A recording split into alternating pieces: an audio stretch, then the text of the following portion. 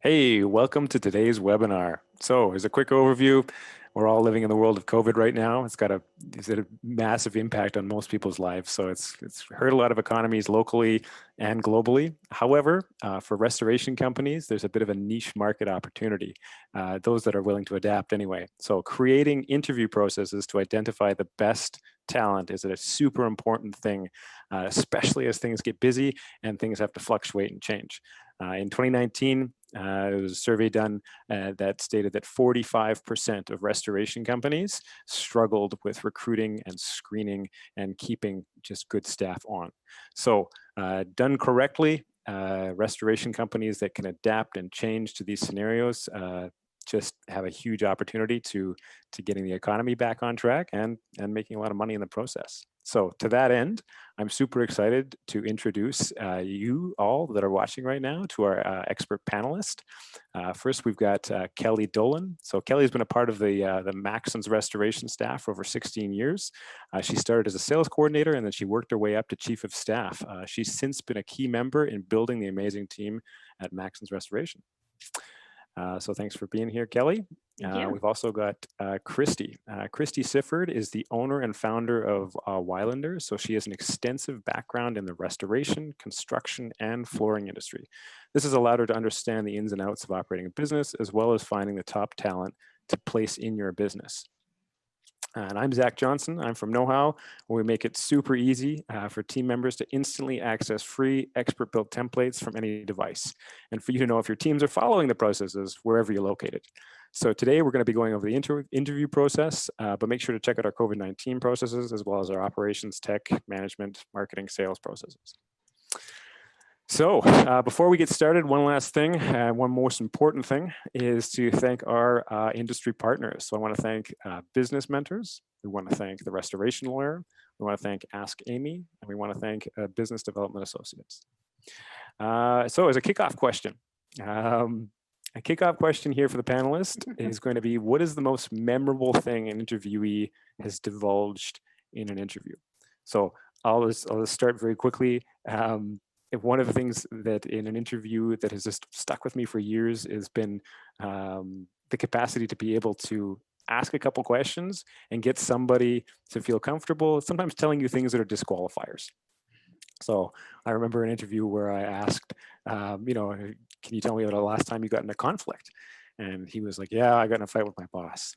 And so I asked a few more kind of probing questions, and it turns out that he got into a fist fight with his boss. And I was like, man, that's horrible. Sounds like your boss was just, an a-hole. And he's like, yeah, he was. And then I knocked him out. And I remember thinking, okay, probably not somebody that you want to consider hiring, but it was good to, confirm that in an interview. And so it was very memorable because I'm sitting here thinking I'm your potential, future boss. I don't want to be in that position. So I'll throw that question, just a memorable thing that was said in an interview, maybe to Kristy first. Okay, great. Glad to be here. Thanks so much for having me.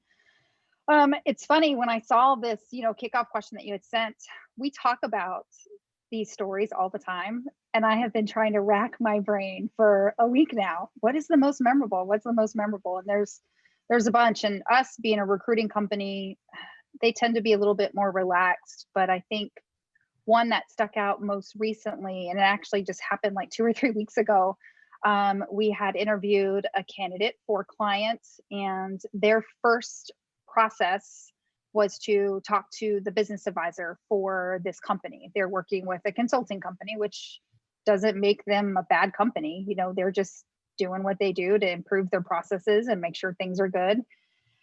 And as soon as he found out that they were working for an advisor, he refused to interview with the client and said that he would never work for a company that worked with a consultant company or had a business advisor. So I found that, pretty interesting, especially since he comes from, this particular candidate came from upper management experience, and he was going into an operations role, which shows he's got an extreme lack of the 500-foot view that we would need that candidate to have. That's probably the one that sticks out right now. I'm sure I'll probably remember like 50 more tonight when I go to bed. That's usually what happens. Yeah, no, well, it's a funny thing because you're looking at someone, you're like, hang on, like you would consult professional advice if you were sick, you'd want a doctor to look at you. So you're telling me that, Right. in a business perspective, you don't want any professional help? Yeah, Yeah. So that's that was interesting. So candidates tend to, I think the big thing is we really had to coach them too on remembering that this is a professional interview with us and our client. We've noticed with some of the groups recently, they tend to get a little too comfortable in terms of swearing at interviews, not dressing appropriately, and just giving too much personal information that we don't need to know. Yeah. Yeah. So. Kelley, I'll throw the question to you. It sounds like you could say something on that. Yeah, for sure. I was also trying to think of one that was a little more funny and less frightening than I feel like what most of my memorable interactions have been. So I was trying to come up with one that wasn't quite so depressing. I'd say I had one within the last couple years where the gentleman I was speaking to thought he was an expert in the industry. In the midst of the interview, I've been in this industry a long time. He asked me if I knew what a dehumidifier was, because he was trying to explain to me how they work. And I was like, no, I understand them. And he proceeded to then continue to explain them to me. And then by the end of the interview, he basically told me, well, if somebody else there besides you girls in the office decides they want to talk to me, you let me know. And he never heard back from us again. Because I am a leader in this company, and though HR is my area of expertise, it doesn't mean I don't know what's going on in the rest of the world here in this industry. So know who you're talking to. Well, and research your interviewee. Yeah. Interviewer. Yep. And don't forget who's offering who the opportunity. I have the job. Yeah. You're the one looking for it. Yeah, it reminds me of a time where I held an interview and it turns out the person was just trying to get me to sign up for Amway. And no. Nothing wrong with Amway, but about halfway through, I'm like, I thought I was doing the interview. I don't. That's funny. That's I've never heard that one before. That's a good one. Yeah. Yeah. That goes in the book. Yeah, that one I would definitely file in my crazy journal pages. Well, it's a funny thing because it's a slow progression. It's like the frog boiling in the pot of water. You're thinking, hang on, like at what point in time did I stop asking the questions and you kind of, you were pitching me something. So anyway, kind of funny. That's funny. Kristy, also the next question we've got here to you, because you specialize a lot in making sure that the screening process is tight. So what are some of the most important things that you do to screen a candidate or prepare a candidate for an interview? Ooh, so screening for us first, because we're a little bit on the outside. We do what we can to learn everything we can about the company and the position they're looking for. And we know the industry really well. When a client says, I need a project manager that can write and run and produce and get that done, we know exactly what they're looking for. For us in our screening process, it's really trying to understand, get the candidate to explain to us their roles and responsibilities that they had in their current and previous positions, because that really paints a picture of the things that they did or not done versus, well, how many years of Xactimate experience do you have? Well, it's great that you tell me you have 5 years, but tell me about the size of jobs you wrote and sold and how many files you handled at one time. We try to screen them as best we can around their skills and, what their qualifications are, and also what the client has told us that they're looking for. Some of our clients are pretty particular about the type of candidate and exactly what they want them to know, their ability to work with adjusters, their ability to write an estimate or not write an estimate. So for us, it's just making sure we listen to the client needs, find out what they're looking for a candidate, and make sure we're building our screening around that particular position for that client. Cool. So if we were just to use maybe a project manager as an example, like what are some things that are like that you would screen for if you're looking for a project manager? So a project manager may be somebody who is just producing the project only. We want to find out about their management skills of subcontractors, their management of schedules and budgets. Another really key thing is how many jobs, what's the volume that they've produced in a year's time? You know, if we find maybe somebody coming into the industry, not in restoration, and you know, the most that they've produced is $400,000, they're going to sink probably really quickly in the majority of our clients. You know, we look for that number to be at least around $1 million, you know, for them to be able to multitask and juggle that production. Cool. So anybody listening, if you don't ask that question now, maybe you should add it to your repertoire. Is, you know, what's the volume of projects that you've managed in a year? Cool. Yeah, that's a great one. Kelley, yeah, I'll just pass the same question to you. Sure. For me too, a lot of what Kristy said definitely holds. Understanding the volume they can handle as well as the scope. So can they do all the kinds of work we do? Have they just had experience on mitigation? Have they had experience in the repair world? Sort of their safety knowledge at this point too is also becoming a really hot button. One of the other things we really try to focus on is their communication skills. So a good question I have found over the years is, how do you set your customers or your clients' expectations? So setting an expectation on a project is the main thing a project manager needs to do, right? Both internally and externally. So if they can't answer how they go about setting expectations, they may be a good doer, but they may not be a good manager. Cool. That's great. And yeah, it reminds me of, you know, asking a question around someone's organization and then kind of not going super deep with it, because people on the surface will say, well, I'm super organized. Right. Right. You know, you ask a few more layers and you're like, well, so tell me, how do you organize that? Where you're like, well, I tell my mom and she does it for me. You're like, okay, yeah. Well, you'd be surprised. Yeah, it's I guess the understanding, kind of what I'm hearing Kelley say, and specifically is saying, hey, okay, I'm going to make sure to actually flesh out what you're telling me in a few different ways. You know, do you have a broad range of experience, and can you tell me about the last time that you did, you know, something specific like repair, as opposed to somebody giving you a flat answer and saying, because people are going to embellish. That's just a, you know, almost a de facto norm of an interview process. Right. Another question. Yeah. Go ahead, Kelley.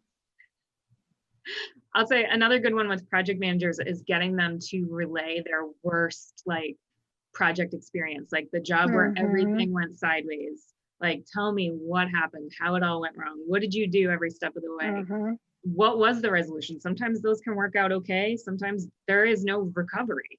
And then how do you as a project manager sort of deal with that going into your next job? So a lot of kind of the emotional intelligence stuff can start to come through in a question of tell me your horror story. Let me hear it. And that's usually when they let their guard down. And and the swearing starts, and they forget that they're in an interview. Yeah. And that's where you find some of the really good stuff, right? How they handled the chaos. Yeah. Right. Cool. Yeah. And I guess, you know, I maybe the opposite side of that question. If somebody says, "Oh, I never have any conflicts, like nothing ever goes wrong on my projects," what's your reaction to that?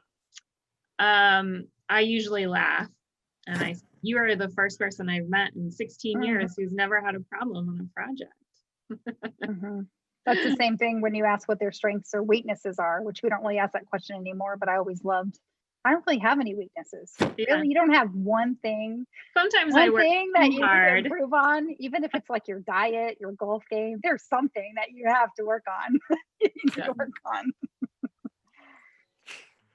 My weakness is I'm addicted to work. So yeah, you know. There you go. Well, so in the kind of the screening process, is there ever a time where you get into, I guess, something quite specific for any particular type of person? So we just talked about project managers, but if you were to give someone an overview and go, okay, if you're looking for someone who is, to manage HR, or someone who is going to be just solely focused on sales, do you have any specific things that you're like, I would never not ask a salesperson that?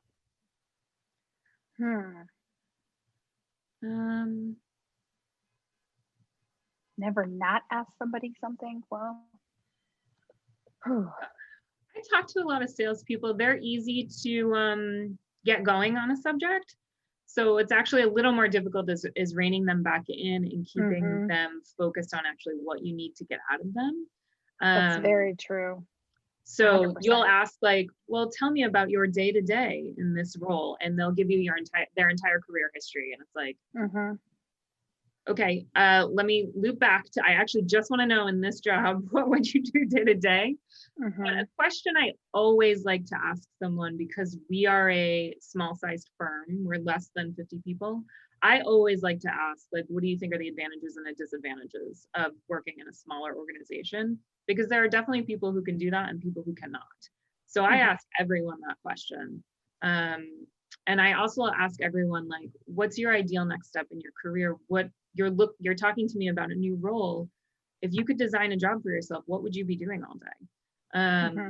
And you get some really good, just like, okay, if they're saying they would never be at a desk and the position I'm offering them is a data entry role, I already know that this is not going to be a match, but do I keep this going in the hopes that, if they're a good fit for us in some other way, is there another option I have? So a lot of it in the first 5 to 10 minutes, sort of a lot of that, they're a match, they're not a match, will come out really quickly. And then, is there a way I can salvage my time here for another role, or should I just work towards kind of wrapping this up? Cool. So comparing their expectation of what they think the job might be against what you think it should be. Yeah, exactly. That and what their ideal work environment is. Right. That goes back to what she was saying. We ask candidates that often. Also, we ask them? What do you want? What do you want to? How do you want your manager to manage you? Like, what do you want them to? What's your expectations of your supervisor? And that really starts to paint a picture towards their personality, what they're looking for, how they like to communicate with their superiors, their managers, their ideal work environment. Salespeople, I talked to a sales representative, this was probably 4 or 5 years ago, and they were applying for an outside sales role, and they didn't want to work past 4 o'clock ever, 9 to 4. And, as much as I had to really refrain, but I almost told them, well, maybe you should apply at a bank, because outside sales role it's not a 9 to 4 job, and if you're looking for somebody who thinks that they would be really great as an outside salesperson for our industry, your phone doesn't shut off at 4 o'clock, nor does it just turn on by itself at 9 a.m. Yeah. Absolutely. Well, we've got actually a question here that actually complements what we've been talking about. So we have a question from Jessica saying that, so we've had some candidates who interview very well, but they fall short after being hired. What questions do you ask, or how do you determine if someone's just a smooth talker or a doer? That's a tough one. A lot of, and I don't know if Kelley will agree with me, but some of it's crystal ball stuff. Some of it, there's clients that will come to me and say, we had to let him go in 45 days. I'm not sure what happened. They went through 5 interviews. They went through your interview. We did the DISC assessment. A lot of times they have something personal going on in their life that is kind of allowing their current situation to take over their future situation. I guess if that's the right way to word that. References are a big thing, but nobody gives bad references. No one's going to say, here, call this person, they can't stand me. But you need to look at those references of what those references said about the candidate in correlation to how they performed in the interview, how they, performed with your interview panel, your other project managers or estimators, whoever was on that panel. As well as if you're doing some type of personality profile, is what their personality profile, does it match what those references were saying about that candidate? Because if a reference is just going to give some reference on a candidate, they're not going to give true, honest feedback, and you should be able to hopefully maybe see that. But sometimes you could do 10 interviews and still have it come out that same way, unfortunately. Yeah, I'm gonna add on to a couple of things Kristy said. So I think if you are going to check references, have very specific questions for them and Yes. ask them all the same questions. Mhm. So if there's something you're picking up in the interviews where you're like, I don't know, this person says they're a good communicator, but they felt really stilted in Mhm. conversation, that's what you want to focus on with the references. Really ask them about, like, so how did this person interact with their coworkers, people they knew well, and then people they didn't have to interact with that much. So Mhm. try to get like in a little bit more into what you're really questioning. We don't do DISC, we do predictive index, or PI as it's known. And Mhm. those behavioral things can be a little murky, but the benefit of them is you can create a profile for the position and what characteristics and behaviors you want in that position. And if the person is a complete opposite, they're just not going to be happy doing the job. If you need someone to sit in front of a computer all day and really focus on data, don't hire an extrovert. They're never going to be at their desk. So knowing those things about someone really can like match up what they're going to be doing versus what their natural behavior is. I'd also say if you're large enough and you have enough people, getting somebody who does the job now in the interview with the person, even though it may be like there's 4 of you now in the room with this one poor candidate, try to joke around with each other a little bit, make it seem less scary, but having someone who does the role evaluate this person is really, really beneficial. Cool. Kelley, I really like your reminder on the references. I think sometimes we get too caught up on using that same template that we use all the time for hires, and we can't be afraid to deviate a little bit from that per the candidate that we're looking for. We do that sometimes often. If something comes out in their personality profile or an interview, we'll dig in a little bit differently with some of the references to learn a little bit more about maybe what showed up as a weakness, but maybe how they overcame that weakness at a previous position. Yeah, I had one once where I was hiring somebody and I was talking to his old boss. And I said, I'm worried about he seems like able to manage projects really well, but we need someone who can transition into managing people. And he was like, I'm going to be really honest with you. He didn't do it with me. He's like, I do think he could do it, but I could see why you question it. And here are the things that I think he brings to the table that may help with that.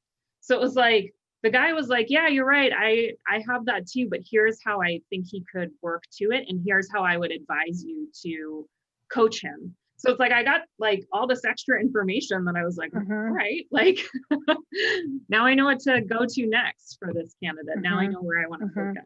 So you'd be surprised what people are willing to tell you when you ask them a really good question. So kind of what I'm hearing you say then, maybe as an answer to Jessica, is stay away from like, what are the strengths of this person? What are the weaknesses? Because they'll always correlate.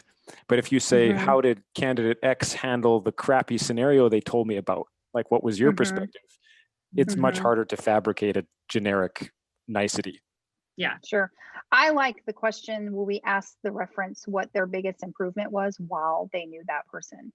Because usually they'll point out a previous weakness that person had and how they improved on it. So it shows growth of that candidate as well. That's a good one. And you can ask them, that's a question you can reframe to even ask a candidate. Like, tell me about your biggest struggle and like how you overcame it, depending on what you need them to do. Another good one that I started asking was, especially when I was hiring people where we were sort of developing new positions. And I was like, tell me about in the past how you've gone through an orientation or getting settled or getting trained at jobs and what worked and what didn't work for you. Because if I'm bringing in someone for a role that's kind of new, the training is going to be a lot more, kind of out there and like play by play and like we'll catch it as we can. And I need to make sure that person can handle getting settled in that kind of way. Whereas if they're like, I need a book and then I need someone to show me what's in the book and I'm going to follow those rules and I'll be great. That might be good for one of my well-established roles, but if it's a newer role that I'm developing out, I may need someone who's got a bit of a different personality to be able to adapt to just getting settled. Sure. Yeah, you reminded me too. We also ask candidates what their favorite and their most favorite and least favorite part of their current job or their past job. Yeah. And usually that brings out, I really can't stand talking to the customers, or they'll just go off on their own little tangent. And then we kind of know that that's just not a fit for them, or it is a fit for them. But Right. yeah.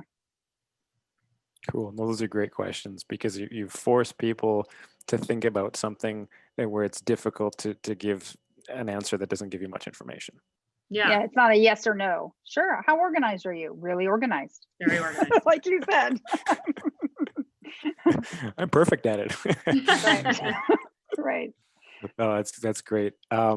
We've got actually another question here from Dan.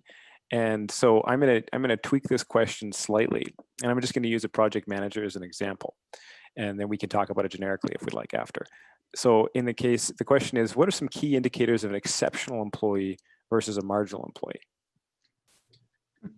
So maybe I'll use it as a project manager, and then we can talk about it. So if you're just gonna start with project manager. Kelley, start with that one, because she sees more of the, well, you see the employees I see them, from a different perspective than I do once they're in the building. Right. Yes, they're right there. So one of the things I do is I actually look at my best performers, right? Mm-hmm. And they may be best at different things. So if I have employee A, B, and C, and one's really good at written communication, one I can hear walking around the office having great, personable, really charming communication. And the other one's really good at communicating when it comes to billing or having a specific conversation about facts. So I have like these 3 different elements that I need to think about. Like, they need to be great at all of them, but like, what in this person's personality maybe makes them better at this, better at this, better at this.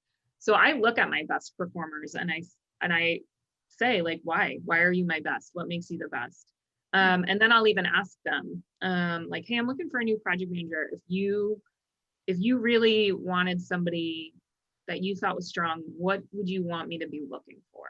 And they'll tell you. They'll say, like, so-and-so's great at this, but I really wish they understood this better. And if we're going to bring, and maybe their office and their group more, and they may be able to say, like, we really need someone who we can just get from the ground up and mold them the way we want to mold them. Or they may say, like, we got all those guys. We need somebody senior who can bring this level up to this level. We can bring our communication up to here. We can bring our reporting up to here.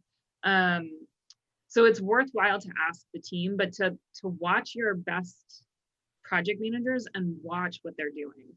And then find another one of those. Find your second unicorn. You bring up a really good point. There's times when we talk to clients, we'll ask them, tell me about the best industry did they come from? Who did they work for before? What were their skills?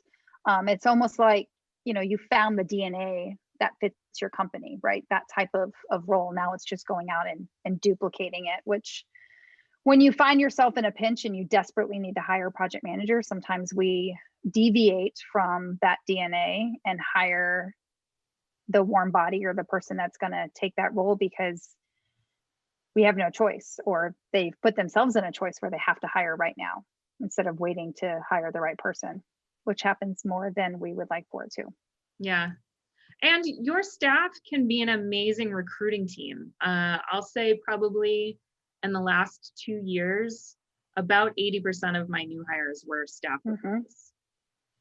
So good people hang out with good people. Yeah. And they know who they can and cannot work with. They know, how we get compensated and who they want on their team to help them with that. So having sort of that team that is very reliable on one another, they won't let you bring anyone into the fold who won't be a match. That's right. That's going to create more work for them, right? Right. So one way of going to we used to say 2 feet in a beat. If they had 2 feet in a heartbeat, sometimes you're like, there are times where you're looking for anybody sometimes, but a way to maybe not make a rash decision, even if you're in a tight spot, is to utilize some of the staff members you have. Absolutely. Absolutely. Cool. Yep, for sure. We got another question here from John. What would be a good industry to hire an entry-level project manager from? So this is maybe specific question, but which industry skill sets translate well to restoration? That's interesting. So, entry level, if we have a client that comes to us looking for somebody that they're willing to train in the industry, we're going to look for somebody that has, and we're talking project manager here, that they have some type of reconstruction experience. I've had some clients that have had success with new home builders and some that don't want to mess with them at all. So it just really depends on that client, the feedback that we get. But carpenters, sometimes, if they started out that way, but they have great soft skills and they've got good management skills, they can step into that role. And then anybody that maybe worked for a smaller remodeling company, kitchen and bath remodelers, we've seen some really good success come from young candidates in that capacity as well. I will say that, this is off of project managers, but we have had really good success hiring operations, production managers for the mitigation side from managers that came from pest control companies. I know that seems kind of odd, but those supervisors are dealing with the same hourly employees and the same type of, excuses and issues that we deal with in terms of our technicians as well, or our clients deal with in technicians. And probably different processes and chemicals and right. whatnot. Exactly. It's not the same, but it's very relevant. It's very it matches pretty well. We've had some good success there. So you're saying one of the biggest things then is like to not have a one-string guitar. You're talking reconstruction, home building. You're talking somebody who has a decent working understanding of a few different processes. Mm-hmm. Mm-hmm. Well, that we're really, in my opinion, in the 7 years that I've been recruiting, I think in the last 2 or 3 years, maybe 2 years, we're really seeing more of a trend of our clients finally saying, you know what? I'm tired of hiring the same recycled project manager who's jumped from this company to this company to this company. I want to hire a quality person that has a great work ethic, that wants a career, that wants to grow in my company, and I'm going to hire that person and train them into the industry. And that, you tend to have more success. These young kids, they want a mentor. They want somebody to guide them and train them, and if they have that, it brings a loyalty. Now, is that person going to be with you for 5 or 10 years? I have no idea. Yeah, I'd say look at your subs, look at your people you contract to or people that you hire. Mm-hmm. If you like working with them, there's a possibility that they have a competitor who may have a gem.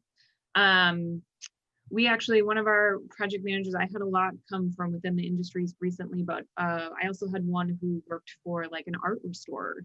And she was actually on the sales side. And she's like, I really don't, I got kind of pigeonholed into the sales role, but I want to do project management. And she's amazing. She's one of our most successful project managers. We have also, if you can time it right with the insurance world, adjusters who maybe got, if an insurance company does a big sweep as people are graduating, and then within a couple of years, they do a cut, which a lot of them do. So a young adjuster can sometimes make a good transition as well. But I would also encourage anyone who's very heavy in customer service. A lot of what a project manager does is communicating why they're doing what they're doing to everyone around them. So if you have someone who's great at communication, teaching them the logistics of how to manage a project is going to be just fine, because the thing that's harder to teach is the great communication. That's right. Those soft skills, right? The quality skills that we all want, and sometimes we sacrifice because we have now found the project manager who's worked for 3 or 4 large restoration companies, and we know that they can produce a project, but they may piss off a bunch of people in the process. Yeah. There's a reason they work for the reason they work for a few companies lately. Yeah, right. You're gonna wonder. Mm-hmm. Sure. Cool. So it just is again a summary recap here, but the really looking for the skills that are difficult to teach, like soft skills, and can't be compromised on, because it's almost impossible to teach someone how to be nice and polite and engage with an angry client. But it's easier to teach them about whether they come from the art world or the the pest control world, the processes are much more easily transferred. Yeah, Sure. and look to your values, look to your company's mission, and say, is this person? Yeah, they may have the knowledge. I didn't particularly like them. Does that match your value system? And if not, don't waste your time on them. Yeah, usually if you deviate from your values, it's not going to end well. Yeah. So another recommendation is then actually to confirm the values right off the bat. Yeah. Cool. So in terms of, I know that both you two have different systems in the way that you would look at screening somebody and interviewing somebody, but I'll let you maybe both speak to this question. What does an overarching agenda look like, with the understanding that they're going to be different for specific candidates? Maybe I'll throw this one your way, Kelley, first. Sure. I actually kind of, my order is sort of the same, I'll say. So the first interview is always, if I haven't used a sourcing firm, their first interview is always with me. I do a lot of prep work. So I look at their resume, I do research on the companies they've worked for. I'm not saying I spend 2 hours on this, but I spend at least a half an hour taking from my question bank, adjusting those questions. If something's unclear, getting clarity, like writing a question that'll get me clarity. But I have the same exact script every time I start an interview. Thank you for taking the time. I have a bunch of questions prepared based on the resume you had gotten me. I'm going to go through those. I'll explain the role and us a little bit more to you at that point. And then, of course, any questions you have, we can jump right into. And they'll be like, okay. And I usually say, also, I do take a lot of notes. I was like, so bear with me as I awkwardly pause. And if you hear my fingers clicking away, it's just me catching up to what we're discussing. And then I usually do like a light laugh and it calms them down a little bit. I have a deviation on that if I've met them already, and then I have other people in the room with me. I'll explain each person, but I'll say, we're going to follow the same pattern. We have some questions we're going to ask you. We'll leave you time at the end to ask anything you need to. And, keep bearing with me as I take my notes. And at that point, I've established some kind of rapport with them. So I think it's good to sort of have that kind of repeat pattern so they have a little bit of familiarity, and they're a little more settled in the second or third interview, which could have, like I said, could be 4 or 5 people in a room with them where they're like, what is happening? So I try to make them know, like have them aware of, this is going to be the pattern. You are going to get a chance to ask your questions. And what that also does is it stops us and it stops me and my staff from answering the questions, which was like the first thing I learned about interviewing was like, don't describe the position and then ask, you just gave them the answers. Like they should know enough when they're coming in what they're interviewing for, but don't go into detail because then they're just going to answer every question with what you just told them. But let them know, I'm going to give you time. Like I'm structuring this so you have time to ask me questions. I hope that matches kind of what your question was. Yeah, no, that's great. Because I think that a lot of the times people, sometimes interviewing isn't a super comfortable process. And so there's a knee-jerk reaction to ask either closed questions or feed someone the answers ahead of time. Yeah. Sure. And our process is, I mean, seeing that Kelley is, the HR over there, our process is very similar in the beginning stages of screening that candidate. We have a template that we use, an intake form. We explain the exact same way she did. We're going to go through some questions, learn about, what you're looking for, your skills. I'll explain more about the position to you. You can ask her and answer any questions. And we say the same thing. I'm typing as, you're responding. So bear with me, especially after lunchtime. It tends to not go as quickly.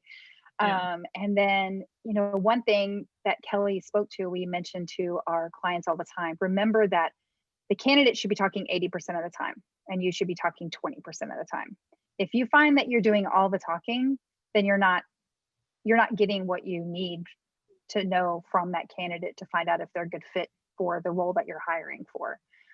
So many times, clients, especially when they have a really good candidate, I find that they're so excited about that person. If it's maybe a passive candidate that we found on LinkedIn and they're willing to talk to them, they want to just kind of regurgitate everything about their company and how wonderful they are, and talk so much and really sell the company, when they really need to keep the interview professional, interview the candidate, tell them about the organization, their mission, vision, values, right?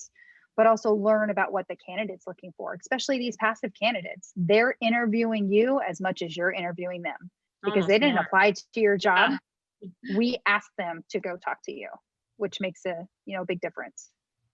And I would also say, get your partners on board with you. Like, I've had to stop people from offering someone a job in an interview. It's like, no. Yeah. Mm-hmm. we have rules. We don't do it that way. Mm-hmm. So make sure your team is aware, like, that they're not saying like, you got the job as they walk out the door. Just they can be excited and they can be happy, but it is not the time to be doing that.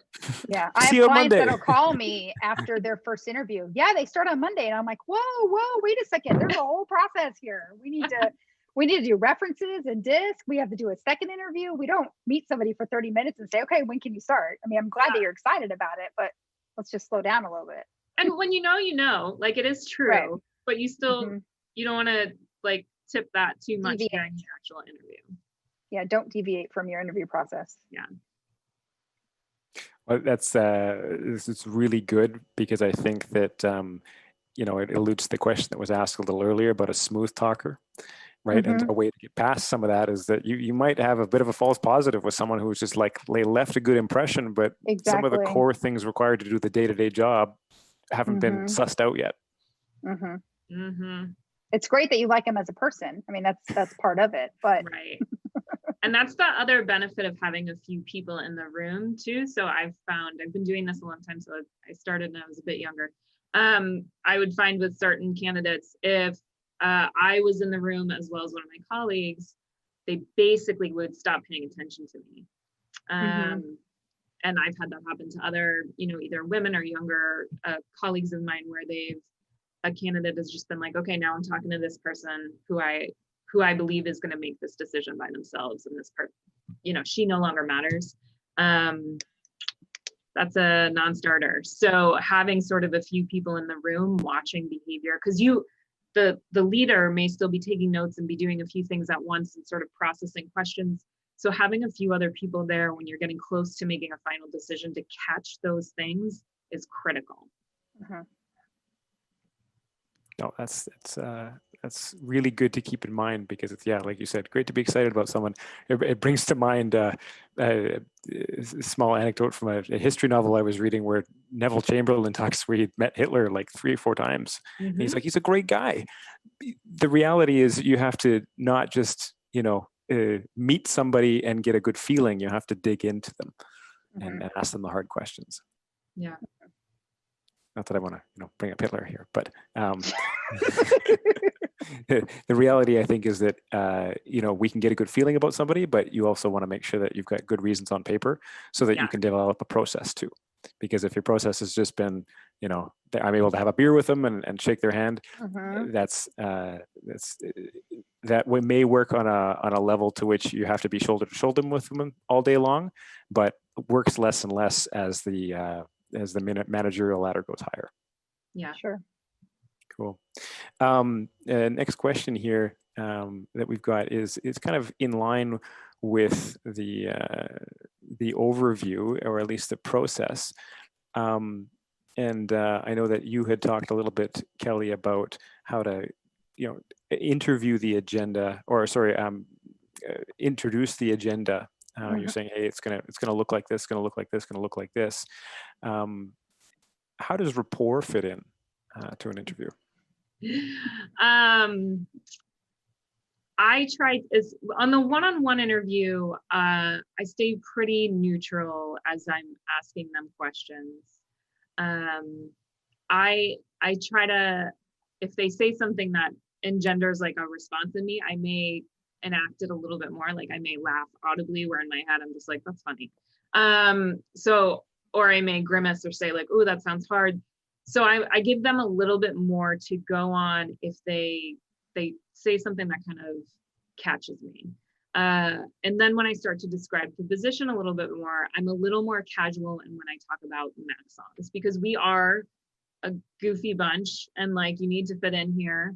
We work really, really hard, but like, we all spend 40 hours a week together. We also have to like one another. So I try to lighten up that part of the conversation so they get more comfortable and they understand, like, yeah, we need to get, like, the work part of this is important. Me understanding you is really important, but now in you understanding us, I'm going to show you some of our culture. I like to keep a pretty tight control on the process and the order. If a candidate tries to wrestle control away from me and start asking me like, well, that was a question I was going to ask you, I usually say like, okay, great, I'm going to make a note of that, make sure I address it, but I'm going to come back around to a few more items before we move on to that. I want them to understand, like, they're not going to wrestle control of this conversation away from me, and then I'm going to get to what they need to know, but they need to respect what I am doing in my process, because that is how we function here in processes, and it starts at the first interview. So the rapport part, I like to let come in when I'm talking more about Maxons, and a lot of candidates ask about the company culture. I'm lucky that we have a great one and that we work really hard on it, and that I say very honestly, if you don't like what you're hearing and what you see here, you're just not going to like doing the job. Like, you could be great at cutting out sheetrock and sucking water out of a carpet, but if you just don't like us, then do that somewhere else. So I'm really honest about that. And then I also, like, as I said, in further interviews, as they go further down the line and I have a couple of people in the room with me, we'll like tease each other, or we'll joke, or we'll say like a history story, or I'll, like, if they ask a question, I'll say like, I'm going to let Jeff answer this one because he's got a great story about it. So I want them to see, like, we know each other. You know, we laugh a lot, we tease each other, like, but at the same time, we just gave you 40 minutes where we were asking you hard questions where you needed to give us good answers. And if you didn't, we asked the question again. So kind of putting them through the process of, we have expectations, but also we're fun. Cool. So some of the rapport strategy then is actually to use some of the other people in the room, but also I noticed you said earlier to take some notes to come back to things. Yeah, and to sort of acknowledge, like, I hear you, let me just get through a few more things, and I want to come back to that because they're asking because it's important to them, right? So it matters. If you feel it's not a big part of your culture and they continue to focus on it, that might be a little bit of a red flag too. Cool. Kristy, anything to add to the rapport side of things? You know, for us, because we're cold calling candidates, so we're 75% of, the people that we send to our clients aren't actually looking for a job. So we really have to try to build kind of a lighthearted rapport in the very beginning to kind of keep them engaged, to get them to respond to us via text message, that we're not just some, what's the word I'm looking for, telemarketer or something like that, trying to reach them. So I know the majority of our recruiters will try to build a rapport pretty quickly with the candidate in the beginning, that we're working for our client, but we also want to, especially if it's a great candidate, a lot of times, just because it's not a fit maybe for Maxons doesn't mean it won't be a fit for somebody else, because different cultures. So we've had that ability too, where we've had such a great relationship with the candidate that, the one company chose one other candidate over them. It was between maybe 2 or 3, and we had built such a good rapport with that candidate that we were able to shift them, maybe to a potential client in that area that we're not recruiting for. We reach out to that client and say, hey, I have a project manager. Are you looking in that area? And, we do that often. And I'd say same, like, if I come across someone who I think is great and we don't have the opportunity, we don't have the opening, or we just don't have the right role for them, I've passed people on to She Kristy. sent them to us. Yeah, and just been like, hey, this is someone you should try to find a home for, because they're going to be great wherever they are. Right. And even like knowing either competitors or, like I said, people with those common trades in your area, if you come across someone who you can help get a job, I mean, just A, good for the universe, but B, like, they're going to be loyal to you in some way in the future, and it'll come back to you. So just helping people get a job is amazing. Yeah. What's great is there's some that we have built such a great rapport with too, that now they're the hiring manager at that company that we hired them for. Yeah. So not only have they been a candidate, but now they're on the client end. Yeah. Gotcha. I have a specific question. Maybe I'll throw this your way, Kristy. first. So the question's from Jessica, and it's, what is the step-by-step between interview and hire? So we've heard first interview, references, disc, second interview, anything else? And then actually she's got a part 2 of it, but I'll start with that. Okay. So we encourage our clients to have an interview process. That includes a panel, an entire process they go through. I don't care if it's your mother's brother and you think he's awesome. They should go through the exact same process that everyone else has gone through. And Jessica's correct. You know, usually for us, we do the phone screening, and then we direct that over to our client, who we then encourage them to do a first interview face-to-face. If that interview goes well and they feel very strongly about that candidate, we may at that point initiate our personality profile and our reference checks. Sometimes we'll do a second interview before we have initiated those items. The other thing that I feel is really important for some roles, or 2 things actually, is the second interview to include other people in the interview, not the same person they've already interviewed with. Maybe somebody, like Kelley had said, somebody that's actually in that role. We've also had a really good success when sometimes the candidates that are coming from outside the industry, they do a ride along for a half a day with that company, with that project manager. So they get to really build that relationship with that project manager, learn more about the company, ask those questions in more of a casual setting about the job, the ins and outs. You know, what does that project manager like most? What does he like least? And they're usually going to be pretty honest about that. So we really stress that ride along sometimes when, especially when they're coming from outside the industry and we have a client that is pretty reluctant to bring them into that industry because they don't feel like they're able to paint a great picture of what the daily activities are like. So let's take half a day and show them what those are, right? Did I answer her question? I think I did. Yeah, no, that's great. I think the big takeaway there is making sure that, you know, you're bouncing it off of other people. So there's not a bias of just around one person doing it, and then as well just doing a bit of a trial run when at all possible. Well, and I think if you're including a project manager that's going to be on their team in that interview process, and that project manager said, yes, I think they'll be great with some training, you instantly have buy-in from your current team that wants to make sure that that person is going to succeed. And that can, you know, it's an instant mentorship almost between those 2 people, the current employee and the new employee. Yeah, it's huge. Right, because they've said, yes, they have, you know, you got my blessing, or I agree with you. That's exactly right. Right. Instead of just the owner always hiring and saying, here you go, this is who your new person is, which sometimes it works out great, right? But Kelley, maybe I'll throw the second part of this question to you. What steps are there after they're hired? Ooh, okay. I have a multi-page document. Yep. Yeah. So there's some basics, right? Like, I'm very clear that before they walk in here, I want to make sure their IT is set up, their phone is set up. Yes. I have all their paperwork put together for them, that we have shirts put together for them, you know, other promo items, any like little gifty things. So we have like a full-on big package. They're getting to sit at a clean desk. Their name is spelled correctly everywhere. Their business cards may not be here, but they're on their way.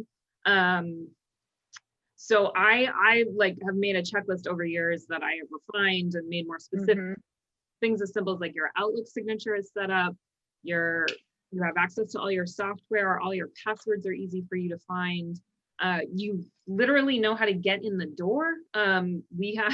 We have a code on our door. For years, I neglected to put that in like the welcome kit. And it's like, okay, I just got to remember to put that code on the door, like, so they can get in.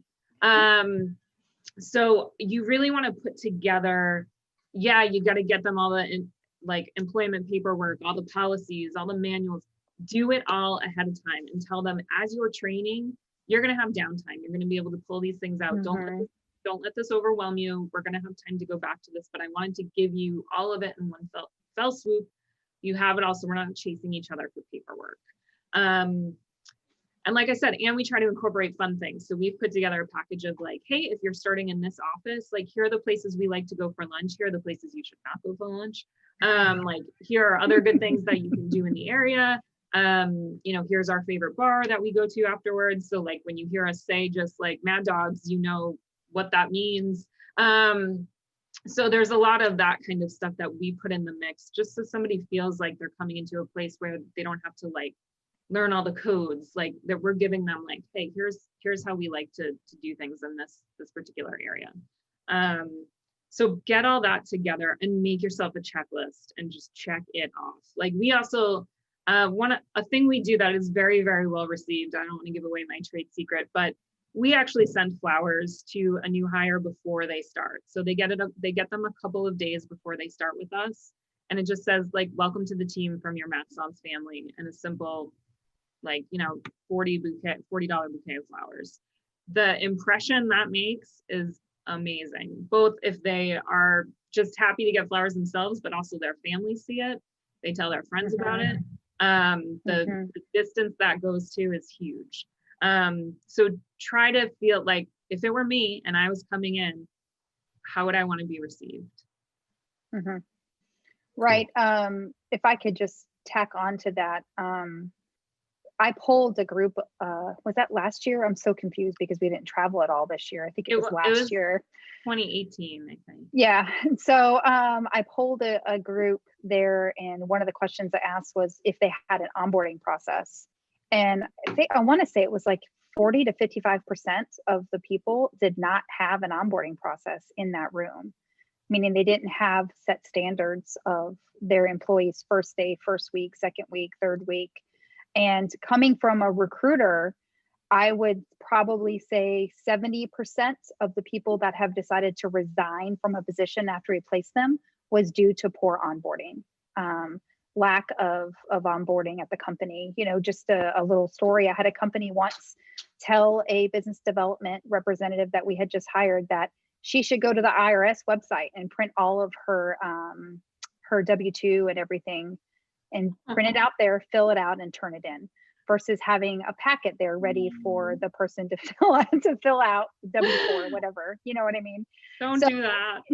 That if you're listening and you don't have an onboarding process, don't finish the week without having something written down, because you're going to lose more candidates that way, because it gives them the perception that you have no idea what you're doing, you're not organized, and you're not ready for them. And they're like, well, why did they hire me if they're not ready for me, if they don't have a training plan in place?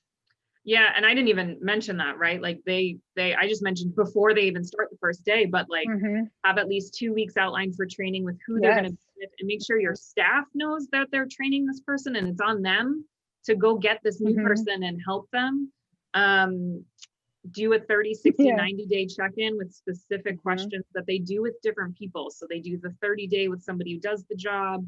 They do a 60-day with maybe a management level, and then a 90-day with like the next level of management, or even that same person if you don't have that many brackets, that is saying like, okay, 30 days ago we were going to focus on this. How did we do? Here are these new things. This is where you should be by now. How's it going? And really have the messaging be, this is more for us. We need to make sure we're getting you settled right. So don't feel bad if there's something on here you're like, well, I don't even know what this is. It means we haven't done our jobs right in telling you. Right. So, you know, really, like, you should be mapping out at least 90 days. Cool. Hey, that's great. So the reality is, have an onboarding process, even if you just got to put a couple things down. We've got to end here. So I want to say thanks to both Kristy Sifford at Weilander and Kelley Dolan at Maxons Restoration. You guys have been great. Thanks very much for all the information and the specifics. It sounded like there was a lot of good takeaways. So if you don't have an expert process built for how to hold an interview or how to onboard, we want to provide you with a free digital template. So simply take a moment to let us know in the chat box right now in the right of your screen, and we'll get it to your hands. I hope everyone will join us for our next webinar next Wednesday, August 19th. We're going to have an expert discussion on building a world-class financial budget for next year. So go to the chat box and sign up for next week.